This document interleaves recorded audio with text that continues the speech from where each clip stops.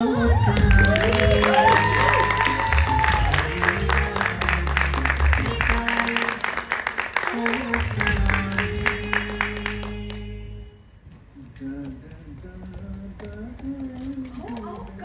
करताय द्या माझ्याकडे, मी आवरते सगळं. मुलं कुठे उद्या त्यांना ऑफिस आहे ना. त्यातून माहितीये का तुम्हाला समीर आणि सीमानी किती मेहनत घेतली बघा हे सगळी पार्टी अरेंज करायला. या मी ठेवते, तुम्ही झोपा बरं आता, मी आवरते सगळं. आता हे सगळं आवरायला कधी गॅलेक्सी येणार आहे की काय? ती कसली आता आवरायला. तिने मला 2 गाणी लावून थोडी मदत केली तरी खूप झालं, त्यातच खुश आहे मी. तुझी कमाल आहे शुभा. कोणी एवढंच जरी तुझ्यासाठी केलं तर किती तुला बरं वाटतं, ते पण साऱ्या यंत्राने. यंत्र असलं म्हणून काय झालं, आपल्यासाठी कोणी थोडंसं जरी काहीतरी केलं ना तरी कृतज्ञता वाटायला पाहिजे. किती खरंय खरंय शिवा, जरा बस ना. अहो बस काय, मला आवरायचंय, केवढा बसा आहे. बस बस, मला तुला एक सांगायचं आहे, माझं आजचं सकाळचं स्वप्न. हो ना, आता ते उद्या सकाळी सांगा. सकाळी सकाळी तुझं सुरू होईल, डबे बाटल्या चहा पाणी, वेळ असतो कुठे तुझ्याकडे माझ्यासाठी द्यायला. ठीक सांगा, काय स्वप्न पडलं? मला आहे ना बोरथळचं घर दिसत होतं स्वप्नात. बोरथळचं घर? होय, म्हणजे अशी मस्त सकाळ होती, तू अशी अंगणात उभी. तुला आठवत आहे का आपलं नवीन लग्न झालं होतं, आपण गावाला गेलो होतो, तेव्हा आंघोळ झाल्या बरोबर तू अंगणात यायचीस फुलं घेऊन जायला. आठवतंय ना, आणि तुम्ही काहीतरी कारण काढून माझ्या मागे यायचं. एक तर काहीतरी बरोबर, बरं ठीक आहे. तर तुमच्या स्वप्नात मी अशी अंगणात उभी होती, तुम्ही कुठे होता? मी असं पडवीत असं झोपाळ्यावर असं चहा पीत. एकटेच? नाही, तुझा चहाचा कप होता ना बाजूला. माझा चहाचा कप? हो, कारण तू न पितास इकडे तिकडे तक करत फिरत होतीस.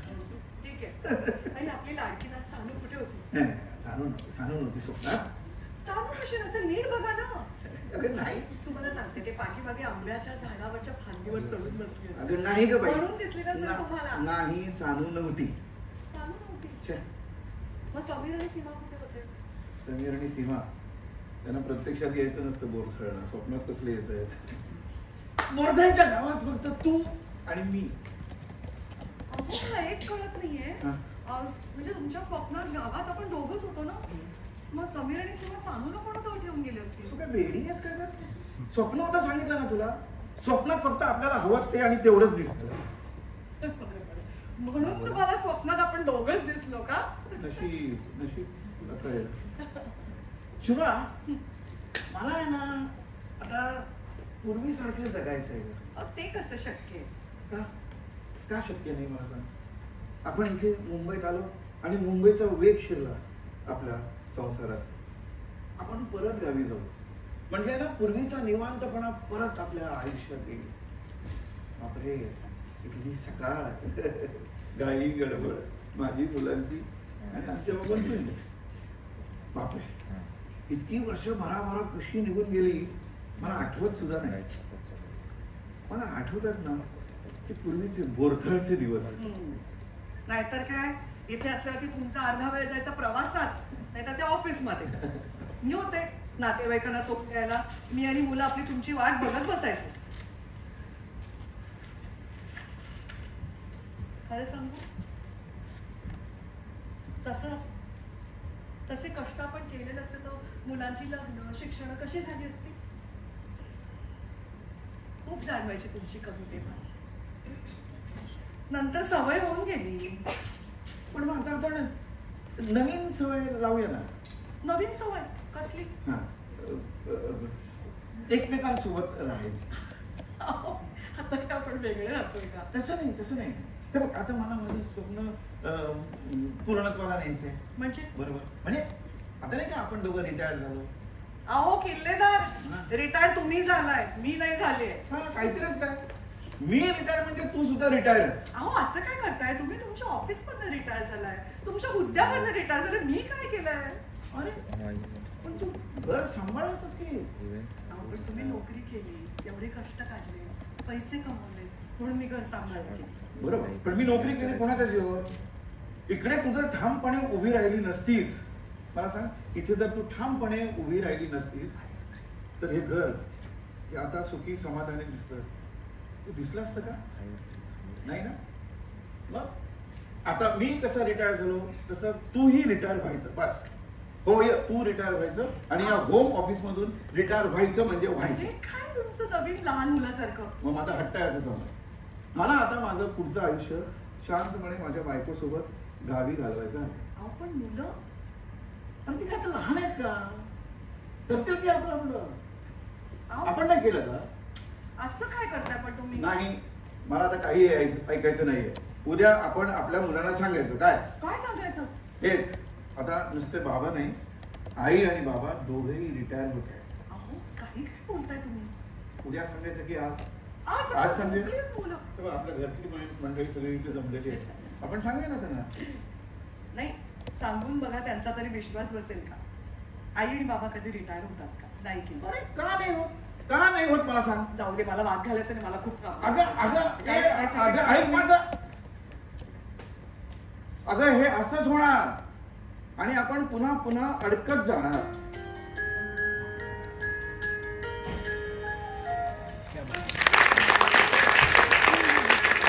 पण आता आपण टाळ्यांच्या गजरात स्वागत करूया या मालिकेमध्ये आईची भूमिका साकारत असलेल्या ख्यातनाम अभिनेत्री निवेदिताताई सराफ यांचं आणि बाबांच्या भूमिकेमध्ये सुप्रसिद्ध अभिनेते मंगेश कदम यांचं.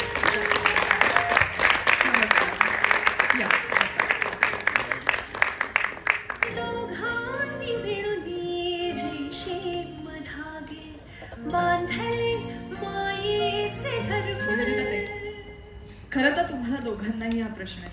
आत्ता आम्ही अगदी शेवटी तुझ्याकडनं हा संवाद ऐकलाच आणि त्या संवादामधनं एक उल्लेख तू असा केलास की खरंच आई रिटायर होते का? आई आणि बाबा दोघेही खरंच रिटायर होतात का? मला तुमच्याकडनं जाणून घ्यायचंय, खरंच होतात रिटायर खऱ्या आयुष्यामध्ये?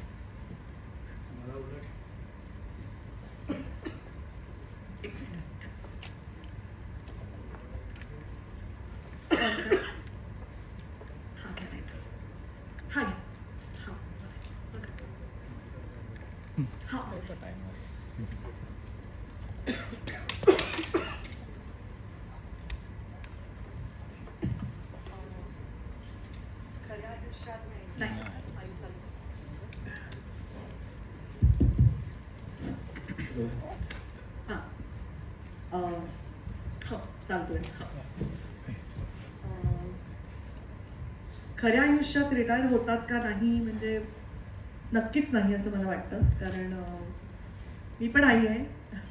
मला आता 32 वर्षाचा मुलगा आहे. पण कसं असतं, मला वाटतं आई ही त्या मुलांनी घेतलेल्या पहिल्या श्वासापासून ते ती आयुष्यात घेते त्या शेवटच्या श्वासापर्यंत ती आईच असते. ती रिटायर होऊ शकत नाही. आता बाबांचं पॉइंट ऑफ व्ह्यू आई आणि बाबांनी एक माईक शेअर केला तरी चालेल. नाही, मला असं वाटतं की थोडस वेगळं एक मालिका सांगू इच्छिते असं मला वाटतं.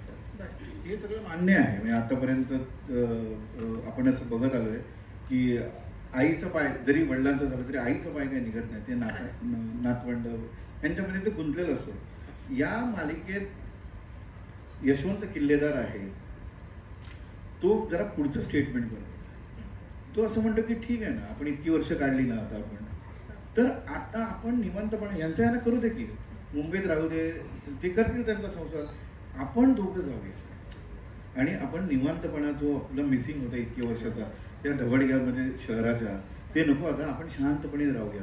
त्याच्या पुढे जाऊन जेव्हा रिटायरमेंटचे पैसे मिळतात तेव्हा तो धाडसाने बायकोला सांगतो की आपण जेव्हा पैसे कमवले तेव्हा आपण एकत्र आपल्याला राहता आलं नसेल, पण आता हे पैसे उपभोगताना आपण सतत बरोबर राहायचं.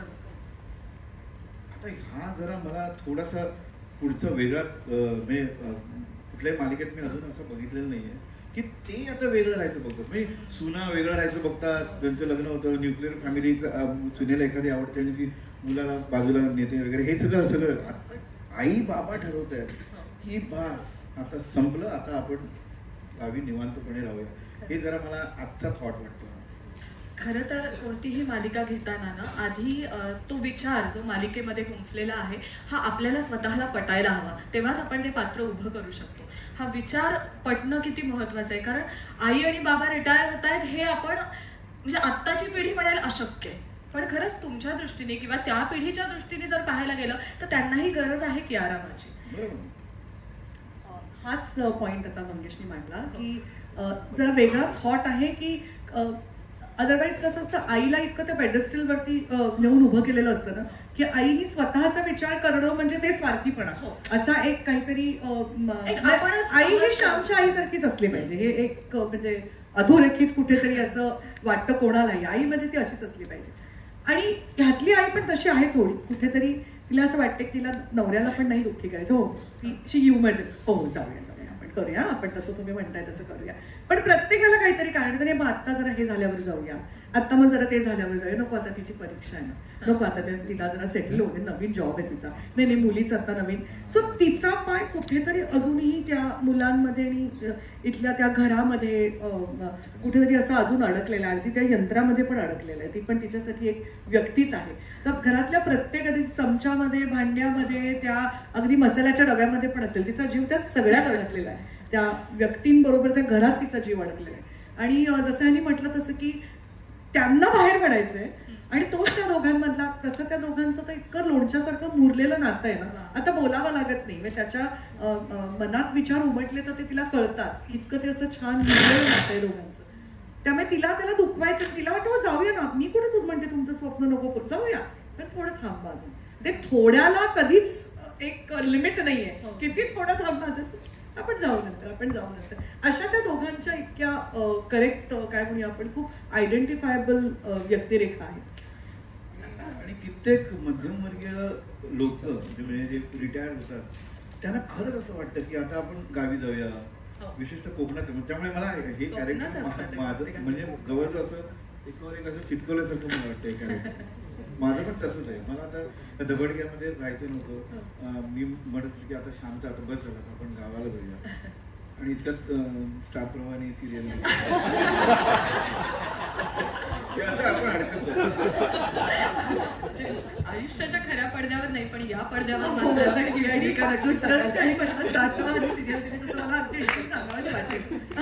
आमच्या एज ग्रुपची खूप खंत होती आतापर्यंत की कसं, आता तुम्हाला आयुष्याची शिदोरी आहे तुमच्यापाशी, आता या सगळ्या भावना मी अनुभवलेल्या आहेत आणि त्या भावना अनुभवून मी आता एक अनुभवाने एक एनरिच झाले आहे आयुष्यामध्ये. आणि तर टेक्निक पण थोडं थोडं कळायला लागलं की कसं आता आपल्याला काम करायचं काय थोडंसं माहिती आहे. आणि अशा वेळेला आमच्या जनरेशनला बेसिकली आम्हाला मध्यवर्ती असलेल्या भूमिका मिळतात. अशा वेळेला तुम्ही कोणाची तरी आई असता, कोणाचे तरी वडील असता आणि मध्यवर्ती दुसऱ्या भूमिका असतात. तर टेलिव्हिजननी हा आमच्या एज ग्रुपला हे दिलेलं खूप मोठं काय म्हणून गिफ्ट आहे की आता टेलिव्हिजनवरती आमच्या एज ग्रुपला मध्यवर्ती धरून त्याभोवती कथानक गुंफलं जाणं. आणि ह्यासाठी आम्ही खरंच खूप भाग्यवान आहोत की आम्हाला अशा प्रकारच्या व्यक्तिरेखा करायला मिळत आहेत, ज्याच्यामध्ये ह्याचा मेन हिरो हिरोईन तुम्ही बघितलं तर आई आणि बाबा आहेत, त्या मध्यवर्ती त्यांच्या भोवती सगळं कुटुंब गुंफलं गेलेलं आहे. आणि हे करण्यासाठी खरोखरच, आणि इथे समोरच राजवाडे बसलेले आहेत, सतीश राजवाडे, त्यांनी मला काही म्हटलं होतं, मी त्यांना नाही म्हणू शकत नाही. आणि हा इतका सुंदर गोड रोल जो मला मिळालाय की मी त्यातल्या आईशी अगदी आयडेंटिफाय करू शकते, तिच्यातल्या काही गोष्टी का बाई अशी वाटते असंही म्हणू शकते एक ऍक्ट्रेस म्हणून किंवा निवेदिता म्हणून. ऍट द सेम टाइम तिच्या काही नेहमी कुठलीही व्यक्तिरेखा त्यात काहीतरी तुम्हाला स्वतःचं प्रतिबिंब पण त्याच्यात दिसत असतं आणि कधी कधी अजिबात त्याचे काही विचार तुम्हाला पटतही नसतात. तसे मला शुभा किल्लेदारचे काही विचार पटतही नाही आहेत आणि काही कुठेतरी मला निवेदिता म्हणून तिच्यामध्ये माझं प्रतिबिंबही दिसतंय. त्यामुळे एक असे खूप सहज, जर आपण कोणाच्या घरात डोकावून बघितलं, त्यांच्या घरात चाललेले संवाद आपल्या कानावरती पडावेत ना, इतके सहज सुंदर संवाद आहेत. खूप छान त्याची गोष्ट आहे जी दरेकरांची, आणि आमचे आता लेखक इथे अवतरले आहेत, चिन्मय मांडलेकर, त्यांनी अप्रतिम त्याचा स्क्रीन प्ले लिहिलेला आहे, स्वरात मोकाशी यांनी डायलॉग्स पण इतके सहज सुंदर आहेत ना, मला करायला त्यामुळे खूप मजा येते, खूप एन्जॉय करतो. आणि अशी मस्त आमच्याबरोबर तगडी आमची मुलं आहेत, स्टारकास्ट, आणि आमची निर्माती मनवा आजी अतिशय हिरिरीने तिकडे उभी असते, प्रत्येक गोष्टीमध्ये तिचं कायम लक्ष असतं. तशी खूप ना एक अशी मस्त टीम जमली आहे. आणि नुसती इथे नाही, ही टीम वर्कच आहे. चॅनलकडची तिकडची टीम पण तेवढीच स्ट्रॉंग, तेवढीच सक्षम आहे. आपल्याला प्रोमो बघितल्यावरती कळतच की त्यातलं झिस्ट काय आहे. हा एक प्रोमो बघितला की तुम्हाला सगळी कॅरेक्टर करतात, कोण काय करतंय सांगायची गरज नाही. इतक्या छान रीतीने ते प्रतीत झालेलं आहे. आणि अतिशय सहज, स्वाभाविक, अतिशय ऑर्गॅनिक पद्धतीने हे कथानक जातं पुढे. म्हणजे एखाद्याला असं वाटू शकतं, अरे आमच्या घरातली ही गोष्ट यांना कुणी सांगितली, ही कशी काय दिसली. इतकं ते स्वाभाविक सहज आहे. आणि दुसरी गोष्ट म्हणजे असं विलन काही नाही आहे. विलन आहे ती परिस्थिती किंवा व्यक्तिरेखांमधला संघर्ष.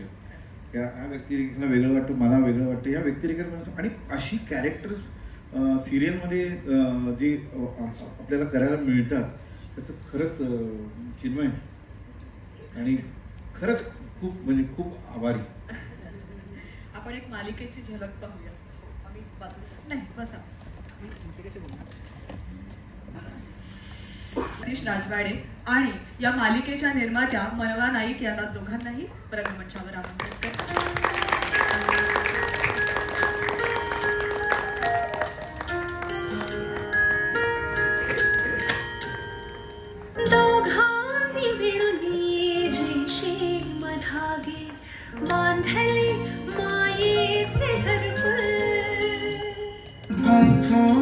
हाती हात टाकले काट्यांवरही पाऊल सारी स्वप्ने साऱ्या.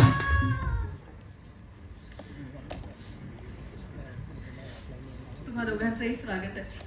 सतीश सर, म्हणजे मालिकेबद्दल तर आपण ऐकतोच आहोत आणि वेगवेगळा संवाद घडतोच आहे, पण वाहिनीबद्दल, कारण स्टार प्रवाह या वाहिनीने आत्तापर्यंत कुटुंबामध्ये किंवा आजूबाजूला घडणाऱ्या अनेक विषयांवर आधारित अशा मालिका दिलेल्या आहेत आणि प्रेक्षकांना त्याचा खूप म्हणजे प्रेक्षकांना त्या आवडलेल्या आहेत. प्रेक्षकांचा प्रतिसाद त्याला उत्तम आहे.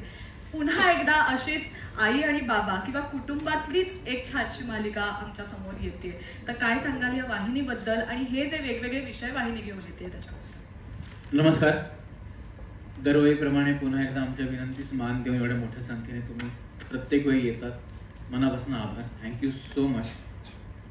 तुमच्यामुळेच आम्ही आमच्या रसिक प्रेक्षकांपर्यंत पोहोचू शकतो.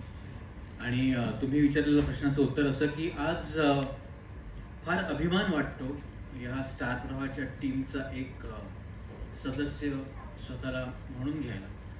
कारण का ज्या पद्धतीने आमची अख्खी टीमच्या आधी आमची मॅनेजमेंट ज्या पद्धतीने आम्हाला सपोर्ट करतं की तुम्ही अशा वेगवेगळ्या गोष्टी, अशा वेगवेगळ्या कथा रसिक प्रेक्षकांपर्यंत न्या, त्या पोचवा, त्याच्याबद्दल खरंच खूप अभिमान वाटतो आणि आनंद वाटतो की आम्ही एका अशा मालिकेचे, अशा वाहिनीचे भाग जे आपल्या अवतीभोवती घडणाऱ्या गोष्टी रसिक प्रेक्षकांपर्यंत एवढ्या सक्षम पद्धतीने पोहोचवू शकतो.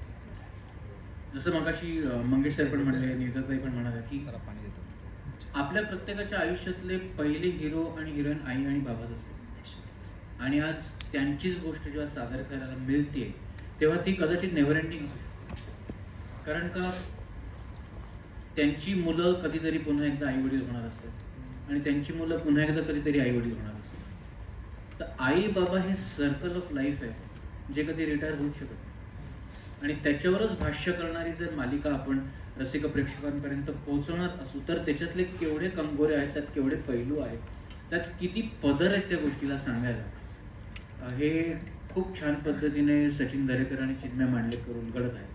त्यामुळे माझी खात्री आहे की असे विषय आम्हाला सातत्याने सादर करायला मिळतील. कारण ते एक वाहिनी म्हटल्यानंतर आपल्याकडे वेगवेगळ्या पद्धतीचे विषय असतात, पण जे असे मनाला भिडणारे किंवा टचकन डोळ्यात पाणी आणणारे खरे वास्तववादी विषय जेव्हा मांडायची संधी मिळते आणि तुमची वाहिनी तुमच्या पाठीमागे इतकी खंबीरपणे उभी असते, तेव्हा अभिमान वाटतो की आम्ही स्टार प्रवाह या टीमचे सदस्य आहोत.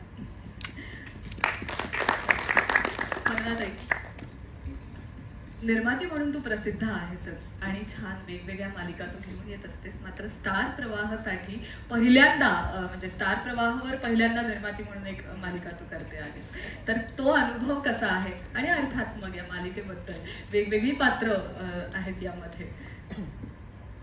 मी अनेक वर्ष तपश्चर्या करत होते की मला स्टार प्रवाहावर मालिका करायला मिळावी, कारण ही नंबर 1 वाहिनी आहे. त्याचा रीच वेगळा आहे, त्यांचं वर्किंग पॅटर्न वेगळं आहे आणि सतीश राजवाडे खुद्द डिरेक्टर असल्यामुळे त्यांची विजन जी आहे त्याचा खूप फरक पडतो काम करताना.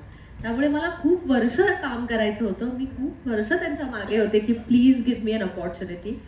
आणि मला वाटतं मी खूप लकी आहे की फक्त अपॉर्च्युनिटी नाही तर अशी अपॉर्च्युनिटी मिळाली जिथे विषय वेगळा आहे.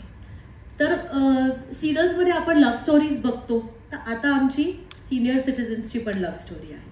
आमचे हिरो हिरोईन 60 वर्षाचे आहेत, त्यामुळे एक वेगळा विषय आहे. आई बाबा म्हटल्यावर मुलं आलीच, त्यांच्याशिवाय आई बाबा होऊच शकत नाही. त्यामुळे आमच्याकडे मस्त मुलांच्या पेअर्स आहेत, त्यांच्या पर्स्पेक्टिव्हची आणि त्यांना आई वडिलांबद्दल काय वाटतं ह्या पर्स्पेक्टिव्हची सुद्धा ही मालिका आहे. खरं मनापासून सांगायचं तर ही मालिका जेव्हापासून आम्ही काम सुरू केलं, म्हणजे दरेकर, चिन्मय, स्वराताई, सतीश सेल्फ, तेव्हापासून माझ्या आई वडिलांकडे बघायचा पर्स्पेक्टिव्ह बदलला. माझ्या मनात अनेकदा असं येतं की am I going to let them retire, किंवा हे मी करते ते चुकीचं आहे का, किंवा हे मी करते ते बरोबर आहे का. कारण आमच्या मालिकेतली प्रत्येक पात्र तुम्हाला वेगवेगळ्या पर्स्पेक्टिव्हने आई वडील दाखवतात. म्हणजे आई वडील आहेतच, पण मुलं वेगवेगळ्या पर्स्पेक्टिव्हने आई वडील दाखवतात. काही शाणी आहेत, काही वात्रट आहेत, काही मस्तीखोर आहेत, काही डिमांडिंग आहेत, काही गिव्हिंग आहेत.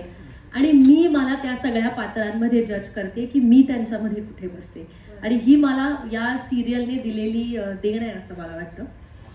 I have to thank Satish, कारण हा विषय त्याचा आहे, हा त्याच्या मनामध्ये अनेक वर्ष होता आणि त्यामुळे पहिल्या क्षणापासून त्याच्या मनातला हा विषय आहे, त्याला आत्मसात झालेला हा विषय आहे. त्यामुळे आमच्या सगळ्यांच्या कामामध्ये सतीश राजवाडे ह्यांचा तो विषय डोकावतो. So it is his credit आणि हिज विजन की अशा प्रकारची ही मालिका आली पाहिजे. त्यामुळे प्रवाहावरची तपश्चर्या आता माझी पूर्ण होती. फक्त तुझीच नाही, म्हणजे सगळ्यांचं स्वप्न पूर्ण होतंय. मंगेश सरांनी पण मला असं वाटतं स्वराताईंनी सुद्धा त्याचे संवाद लिहिलेत ना, ते संवाद म्हणण्यापेक्षा ना ते रोजची चर्चा, घरात बोललेलं एखादं कन्व्हर्सेशन वाटतं. त्यामुळे काही मालिका आपण ज्या म्हणतो ना, काही मालिका सातत्याने लक्षात राहतात. तर ही मालिका त्याच्या विषयासाठी तर लक्षात राहीलच, पण त्याच्या लिखाणासाठी आणि त्याच्या सादरीकरणासाठी पण व्यवस्थित लक्षात राहील. कारण का जसं मग मनमा म्हणले की सर पण म्हणले की कोणाला तरी कधीतरी असं वाटेल की 15 मिनिटापूर्वी आपण घरात हे बोललो, आणि तीच एवढी अलगद पात्र स्वराताईंनी मांडलेत मालिकेमध्ये. खरंच खूप सुंदर आणि खूप खरं लिखाण. फार क्वचित अशी एखादी मालिका येते जेव्हा आपल्याला इतकं तरल आणि इतकं खरं बघायला मिळतं.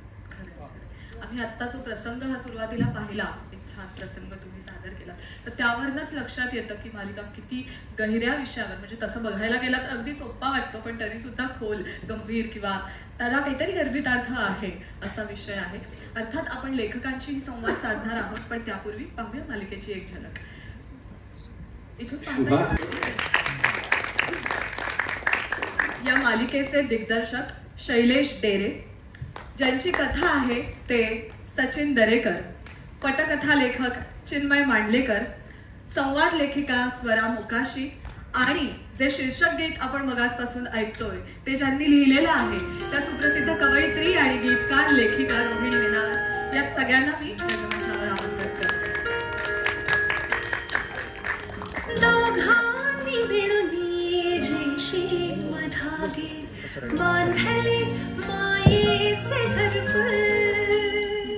गुंफून हाती हात टाकले, काट्यांवरही पाऊल, सारी स्वप्ने साऱ्या आशा बंदिस्त मनात ठेवून, दिली पिल्लास नवी उभारी, सदा पंख स्वतःचे देऊन, पाखरांनी शोधले त्यांचे आकाश, त्यांच्या जगण्याला वेगाचा.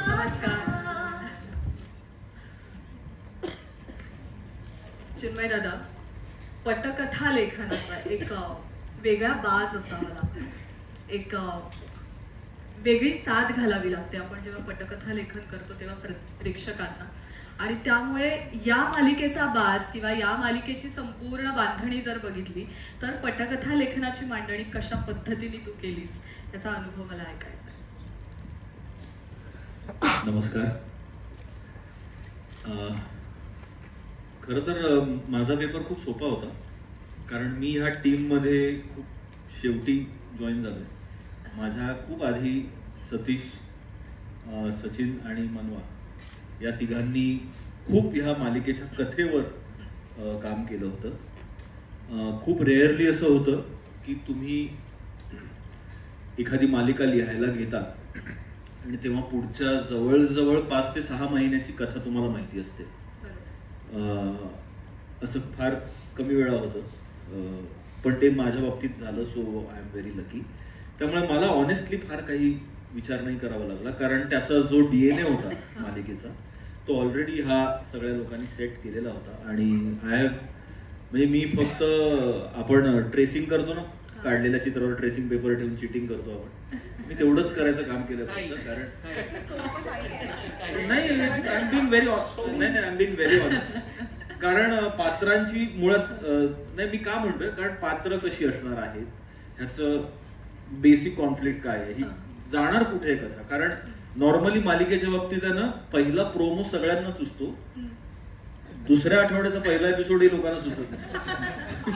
सो पण इथे सुदैवानं तसं नव्हतं. मी म्हटलं तसं सचिनने ऑलरेडी, म्हणजे माझ्या हातात एक जवळजवळ 4 ते 5 महिन्याच्या स्टोरीचं डॉक्युमेंट पहिल्यांदा मी वाचलं. आणि म्हणजे सतीश बरोबर मी अनेक मालिका केलेल्या आहेत. दिग्दर्शक तो आणि मी लेखक, अशा असंभवपासून अनेक. सचिन बरोबर मी खूप काम केलंय. मनवा बरोबर ही माझी 5वी मालिका आहे.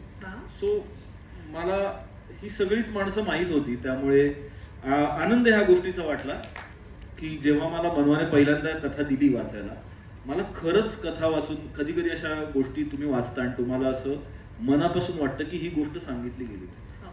सो ही अशी एक गोष्ट आहे, ही सांगितली गेलीच पाहिजे. आणि ती स्टार प्रवाहासारख्या इतक्या ताकदीच्या प्लॅटफॉर्मवर सांगितली जाते आणि इतक्या ताकदीच्या सगळ्या ह्या कलाकारांना घेऊन सांगितली जाते आणि इतक्या ताकदीच्या निर्मातीकडून सांगितली जाते, असं मला खूप आवडतं. सचिन सर, या कथेबद्दल काय सांग? कथेबद्दल तर खूप बोललं गेलेलं आहे. प्रोसेस बद्दल मी बोलतो. खरं तर मी लिहिलेली नाही आहे ही गोष्ट.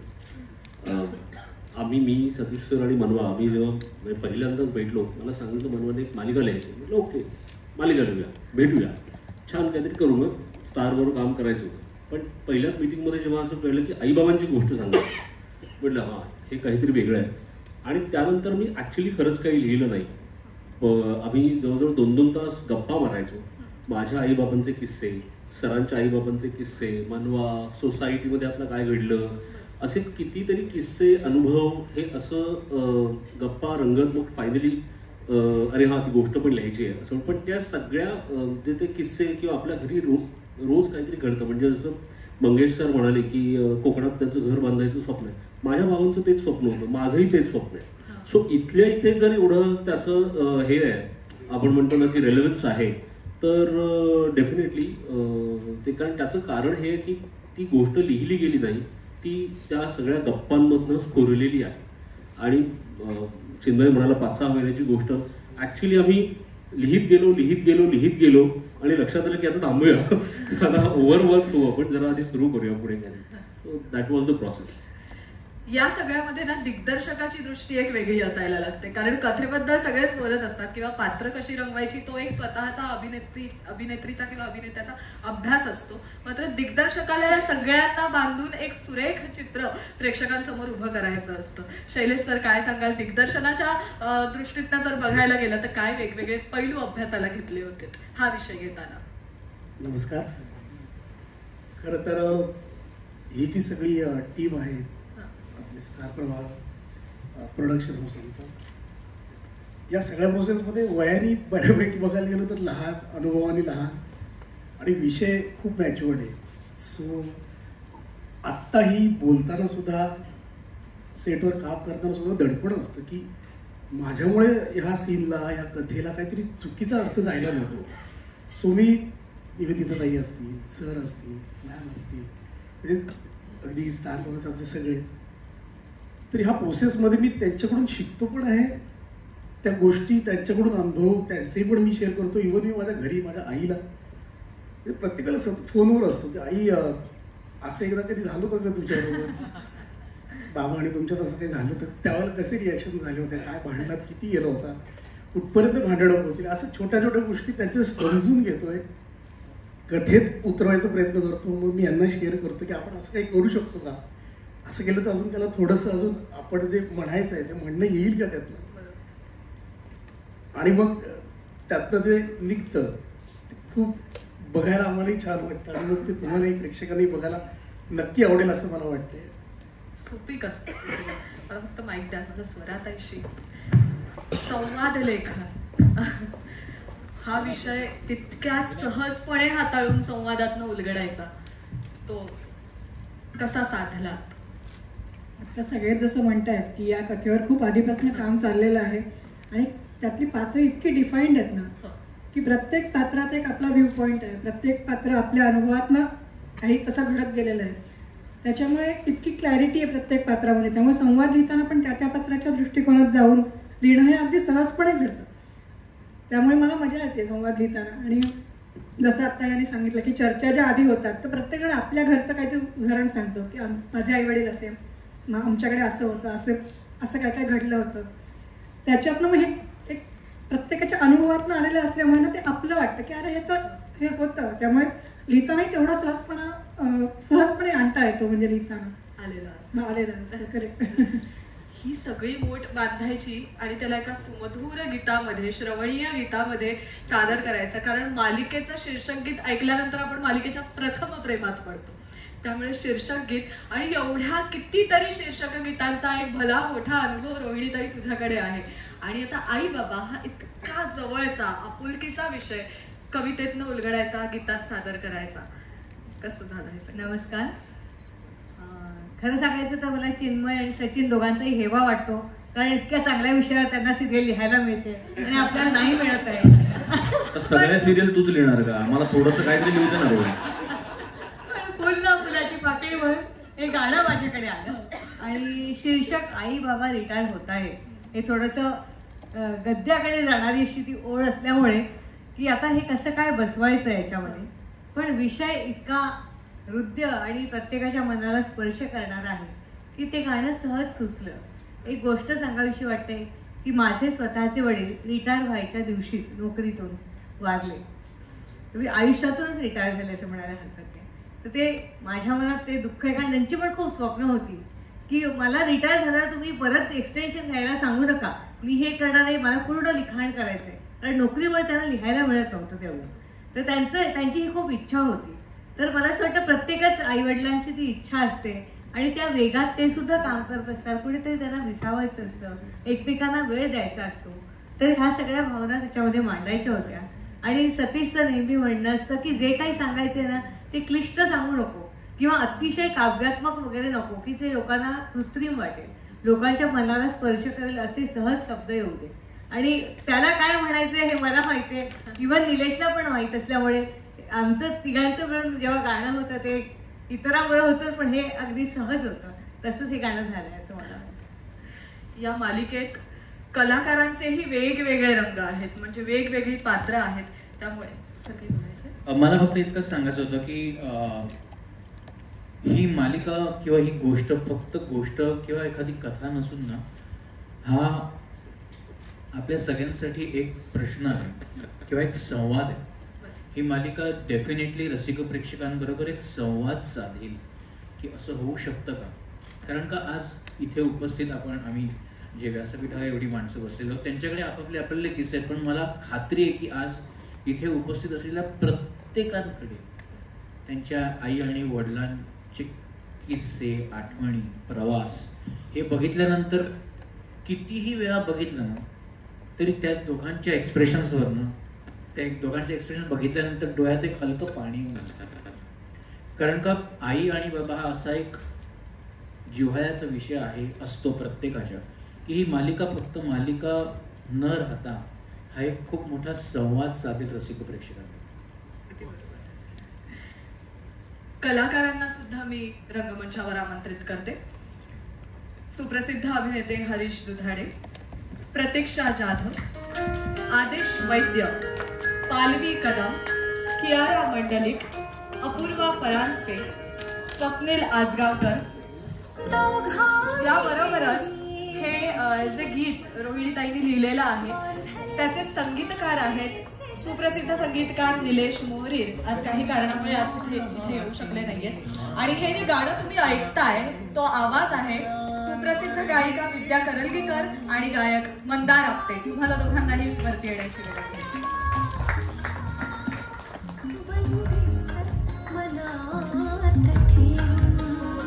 दिली पिल्लास नवी उभारी सदा पंख स्वतःचे देऊन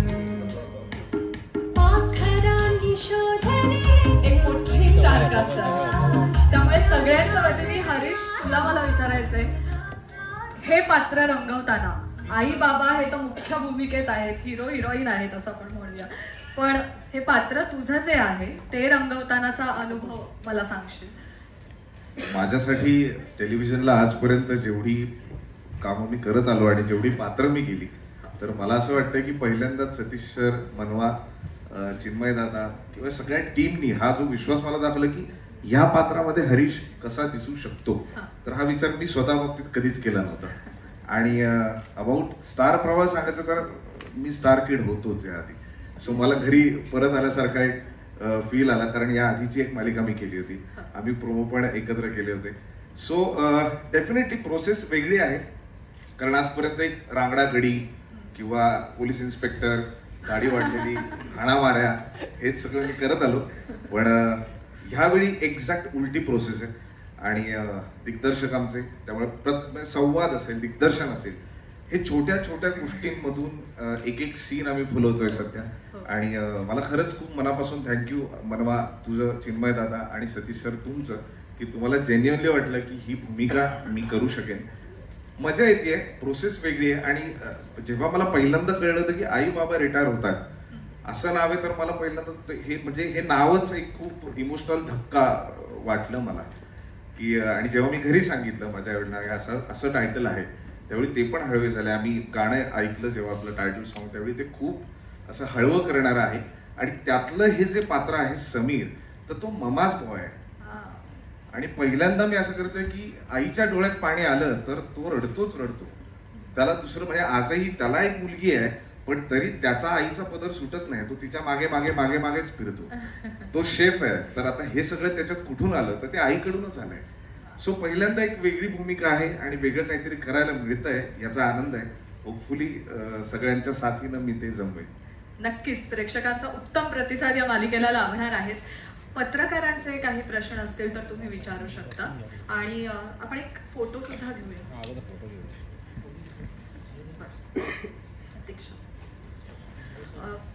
प्रतीक्षा सुद्धा इथे आहे. प्रतीक्षाला बरं वाटत नाहीये, तर तुम्ही जरी आतमध्ये बसलात किंवा फोटो नंतर तरी चालेल.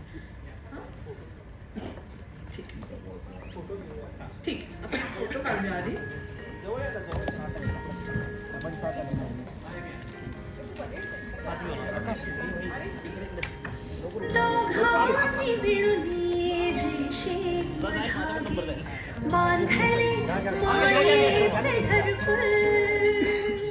गुंफून हाती हात टाकले, काट्यांवरही पाऊल, सारी स्वप्ने साऱ्या आशा बंदिस्त मनात ठेवून, दिली पिल्लास नवी उभारी सदा पंख स्वतःचे देऊन, पाखरांनी शोधले त्यांचे आकाश, त्यांच्या जगण्याला वेगाचा ध्यास, विसावू आपण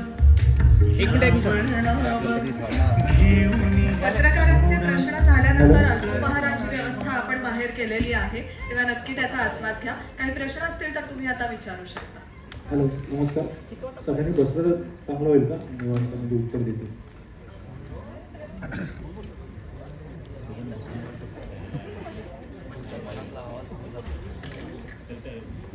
हाय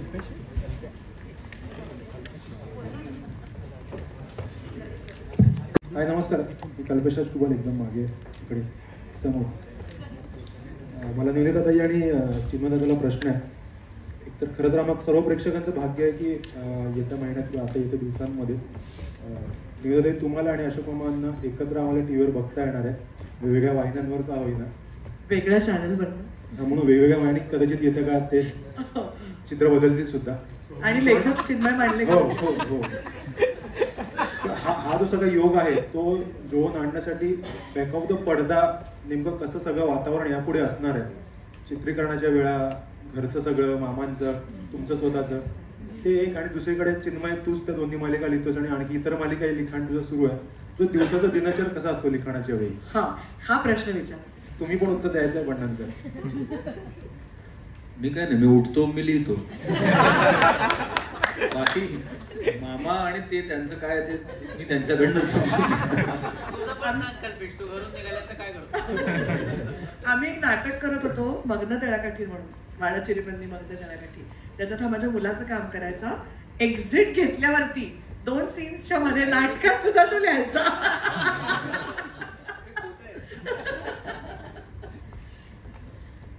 नाही, पण आम्ही तरी एवढ्यात रिटायर होणार नाही होत दोघंही.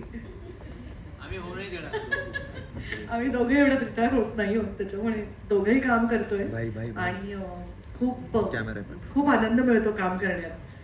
तसा आनंद आणखीन खरंच कशात नाही. इतकी सुंदर टीम आहे आमची इथे सुद्धा की खूप मजा येते. सर्वात छान काम कुठलं असतं ना, जेव्हा आपण सकाळी उठल्यावरती अरे आज मला शूटिंगला जायचंय, हे जेव्हा तुम्हाला वाटतं ना, त्याच्यासारखं सॅटिस्फॅक्शन दुसऱ्या कशातच नाही, स्पेशली डेली सोप करताना.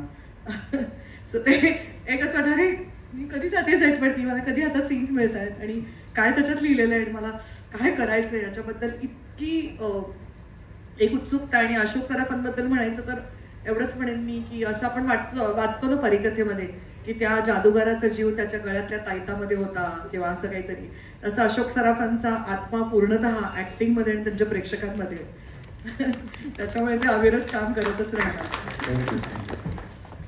मला फक्त एकच ऍड करायचं याच्यामध्ये की जेव्हा त्या निर्माती म्हणून आधी आम्ही काम करतो, त्या निर्माती मी लेखक, तर मला असं वाटलं होतं जेव्हा ह्यांचं शूटिंग सुरू होईल तेव्हा ह्यांचा मला रोज फोन यायचा बंद होईल. पण निवेदिताताईंच्या एनर्जीला हॅट्स ऑफ आहे.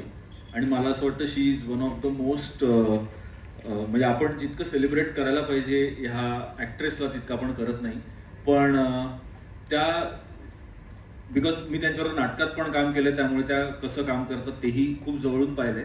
पण त्या आत्ता इथे शूटिंग करतायत, त्याच वेळेला त्या निर्माती म्हणून जी मालिका करतायत त्यातही त्यांचं 100% लक्ष आहे. आणि हे एवढं मल्टीटास्किंग करून सगळीकडे एस डिलिव्हर करणं is not it's not an easy job. आणि त्याच्या बरोबरीने ते इतरही अनेक ऍक्टिव्हिटी करत असतात. मी तुझ्या शेजारी म्हणून मला माहिती आहे. पण खरंच ह्या बाईच्या एनर्जीला हॅट्स ऑफ आहे, ऍब्सोल्युटली. परत सिनेमा इथे करतायत, झलक आज आम्ही सकाळी बघून आलो.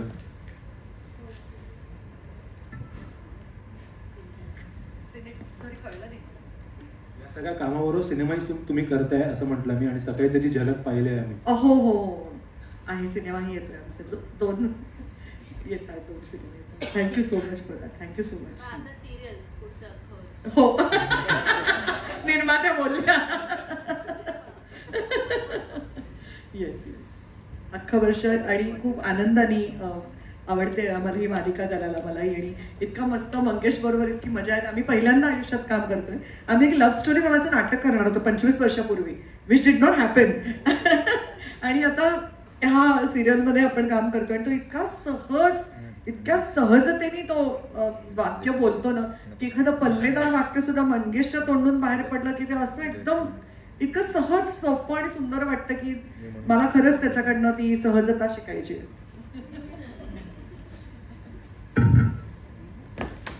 कोणाला काही आहेत प्रश्न अजून? आहेत? हा, माईक पास करा. सतीश सरांना माझा हा प्रश्न आहे.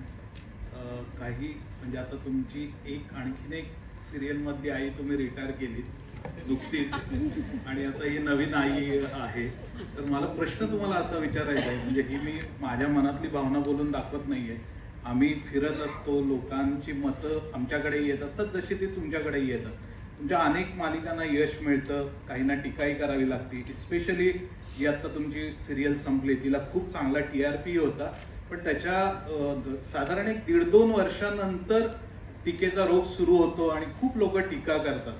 तर माझा प्रश्न असा आहे की कोणतीही मालिका सुरू करताना त्याचा काही एंड ग्राफ तुमच्या डोक्यात असतो का? कारण लोकांचं म्हणणं असं आहे की तुम्ही पाणी घालता त्याच्यात आणि मग तुम्हाला टीकेला सामोरं जावं लागतं. तर तुमचं काय प्रोसेस असते या सगळ्याकडे बघण्याची एखादी नवीन सिरियल करताना? मला फार असं वाटतं की टीकाकार असावेत, कारण का ते असल्यामुळेच आम्ही आमचं काम फार छान करू शकतो.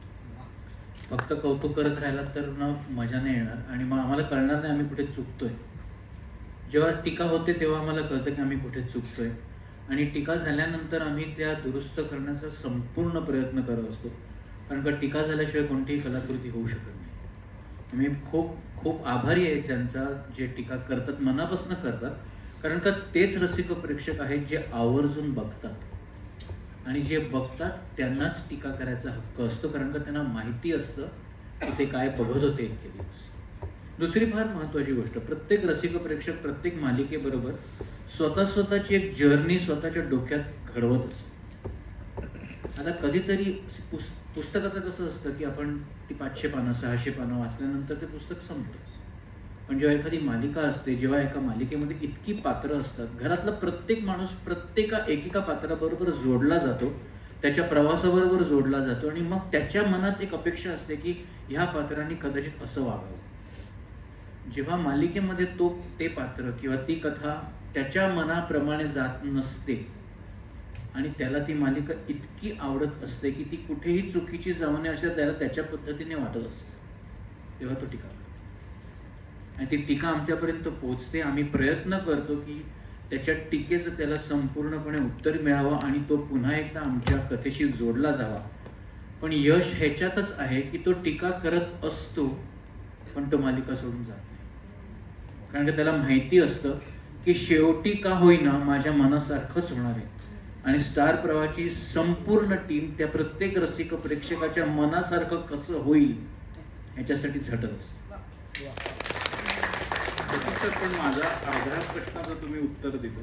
माझा उरलेला प्रश्न असा होता, जसं चिन्मयने आता सांगितलं की 6 महिन्याचं त्याला आधीच समजलेलं होतं, तर नवीन सिरियल करताना तुम्ही ते किती भाग होणार आहेत ह्याचा काही आडाखा बांधलेला असतो का?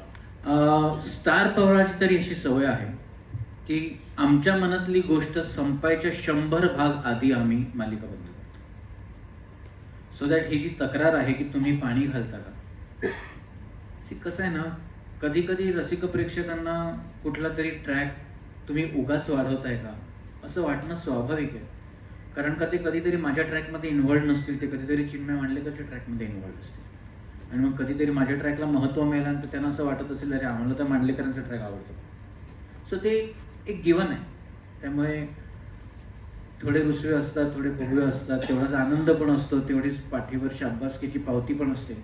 It's a process. त्यामुळे पब्लिक डोमेनमध्ये आपण काम करतो, जसं कौतुक मिळतं तसंच टीका ही तेवढ्याच मोठ्या मनाने स्वीकारण्याची शक्ती आणि ताकद असावी लागते.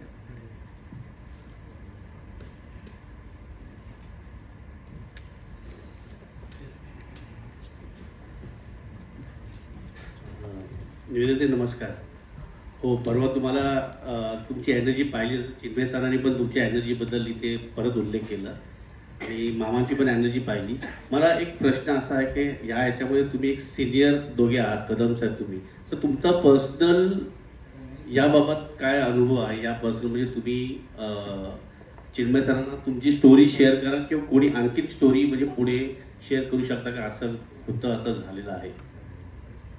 नाही, मला म्हणजे कळलं. आता जसं यांनी त्या मॅडम शेवट रिटायरच्या दिवशी माझे वडील वारले, असा एक त्यांचा अनुभव होता. तसं तुमचा म्हणजे झालेला असा काय एखादा अनुभव जे तुम्हाला वाटेल शेअर करावा? कधी, कारण युजली गोष्ट आधी सगळी कलाकार म्हणून जेव्हा तुम्ही काम करत असता तेव्हा त्यांचं ऑलरेडी त्याच्यावरती बऱ्यापैकी काम होऊन आमच्यापर्यंत ते पोहोचलेलं असतं. जेव्हा एक तुम्ही सीन करायला उभं राहतात, मालिकेच्या बाबतीत मी सांगते की गोष्ट ऑलरेडी तिच्या 2-3 महिन्याची डेफिनेटली ठरलेली आहे. पण एक व्यक्ती म्हणून जर समजा मी उद्या सतीशशी काही समजा बोलले, दरेकरांशी बोलले किंवा चिन्मयशी बोलले, मनवाशीही बोलले, तर मला डेफिनेटली माझी खात्री आहे की ते अच्छा असं आहे का, हा आपण बघूया, आपण असं काहीतरी करू शकतो.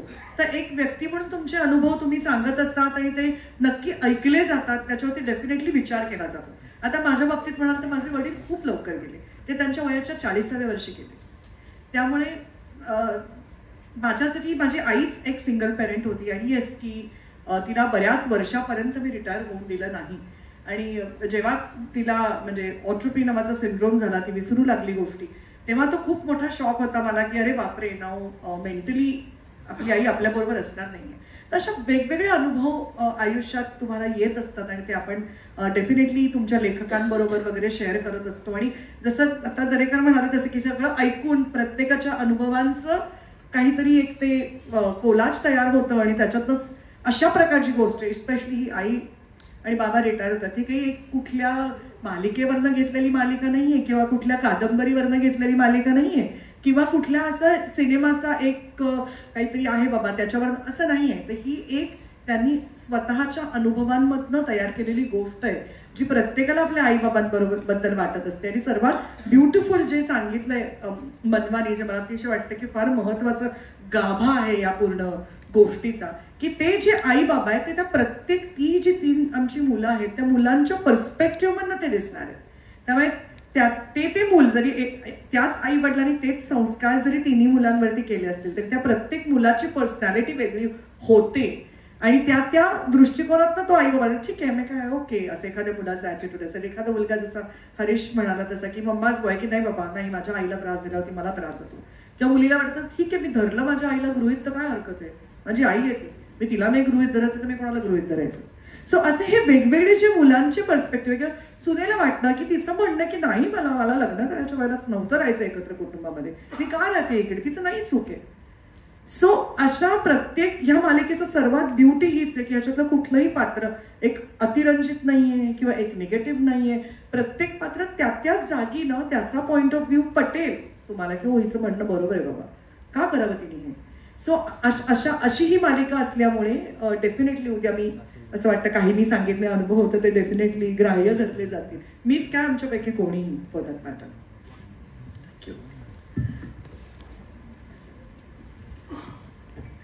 काही प्रश्न आहेत?